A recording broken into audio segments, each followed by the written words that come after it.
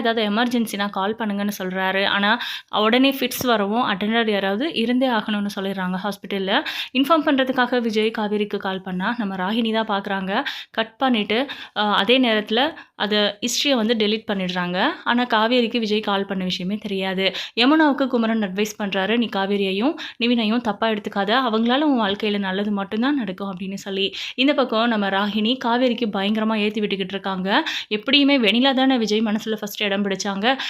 நீ வந்து 2ஆம் பட்சம் தான். நீயா விலகி போறது உனக்கு நல்லது இல்லாட்டினா ரொம்ப கஷ்டப்பட்டு வருத்தப்பட்டு இங்கிருந்து போ வேண்டி வரும் அப்படிங்கிற மாரிலாம் ஏத்தி விட்டுக்கிட்டு இருக்காங்க. அதாவது விஜய்க்காக தாத்தா சப்போர்ட் பண்ணி பேசுறாங்க. "நீ புரிஞ்சுக்கிட்டா எனக்கு சந்தோஷம் தாம்மா. கால் பண்ணல அப்படின்னு ஏதாவது வருத்தப்பட்டுட்டு இருக்கியா? விஜய்க்கு அந்த பொண்ணு மேல இருக்கிறது ஜஸ்ட் ஒரு சிம்பத்தி மட்டும் தான். அது கூடிய சீக்கிரம் சரியாயிடும். அந்த பொண்ணு குணமாச்சுனாவே எல்லாமே சரியாயிடும்." அப்படின்னு சொல்றாங்க. ஸோ இதிலிருந்து காவேரி ஒரு விஷயம் புரிஞ்சுக்கிறாங்க. என்னன்னா, அந்த பொண்ணு குணமாகிறது தான் விஜயோட இன்டென்ஷன் அப்படின்னா, அந்த பொண்ணு குணப்படுத்துறதுக்கு நம்மளால ஏதாவது பண்ண முடியுமான்னு பார்ப்போம். அவரால வந்து கூட இருந்து எல்லாத்தையும் பார்த்துக்க முடியாது. பேசாம நம்ம போய் அந்த வீட்ல அந்த அதாவது ஹாஸ்பிட்டல்ல அந்த பொண்ணுக்கு கூட மாட ஒத்தாசையா இருக்கலாம் அப்படின்னு காவேரி நினைக்கிறாங்களா? அப்படி நினைச்சாங்கன்னா, விஜய் எப்படி இத எடுத்துக்க போறாரு? அப்படிங்கிறதெல்லாம் வெயிட் பண்ணி